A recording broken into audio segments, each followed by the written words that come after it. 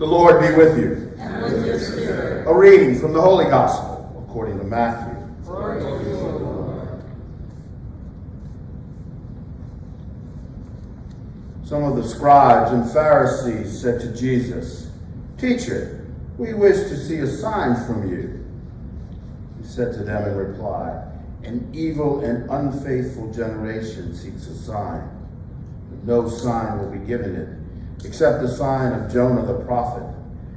Just as Jonah was in the belly of the whale 3 days and 3 nights, so will the Son of Man be in the heart of the earth 3 days and 3 nights.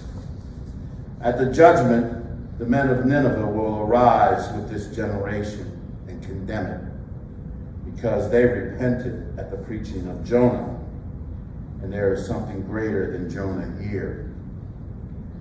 At the judgment, the queen of the south will arise with this generation and condemn it, because she came from the ends of the earth to hear the wisdom of Solomon, and there is something greater than Solomon here." Gospel of the Lord. Praise to you, Lord Jesus Christ. Good morning. Good morning. This is a way of reminder. Our RCIA program will be starting up here at the end of August, and also in the beginning of September we'll begin on Monday nights our adult faith formation classes.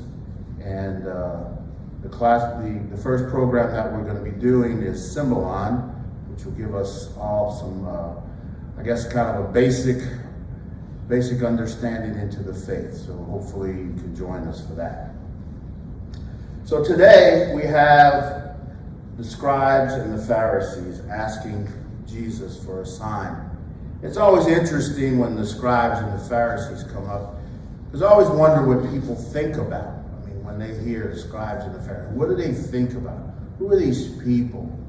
You know, the scribes were the people who kept the law. The scribes were the people who knew the law. And certainly the Pharisees were the leaders of the religious sect.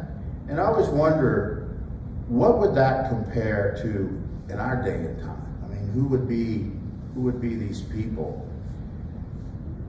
And it's sometimes I think it's us. And we are these scribes. And we are these Pharisees. You know, we know the law. We know what the church teaches.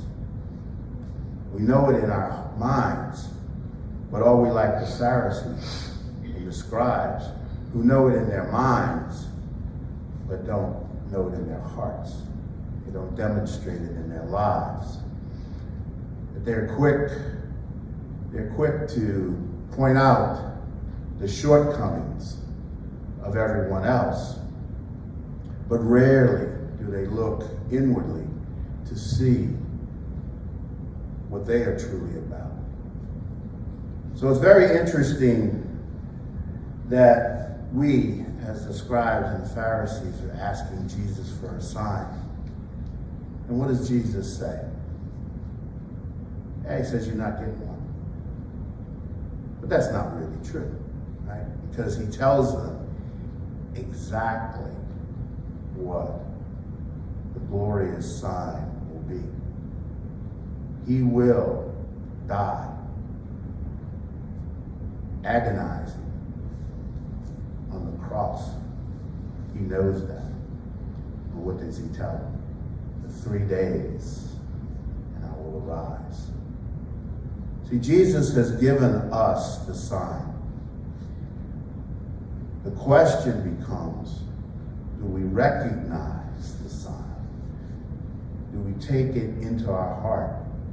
You know, we come to Mass and have the opportunity to have that intimate relationship with Jesus, to take him in body, blood, soul, and divinity into our hearts, into our souls. But the question becomes, what do we do with that?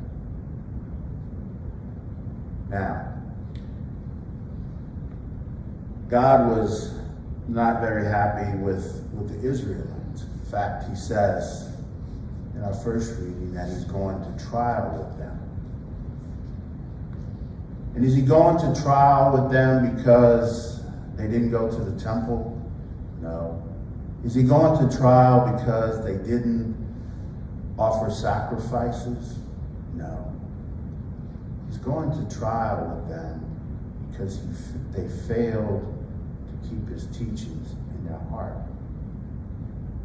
And so, my brothers and sisters, as we continue on in our pilgrimage here on earth, we have all the signs in front of us.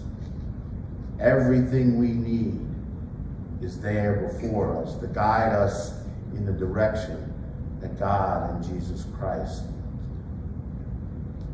wants us to go. The only question before us then is, do we look at the signs before us and follow Christ? See, at the end of the day, that's the only thing that matters.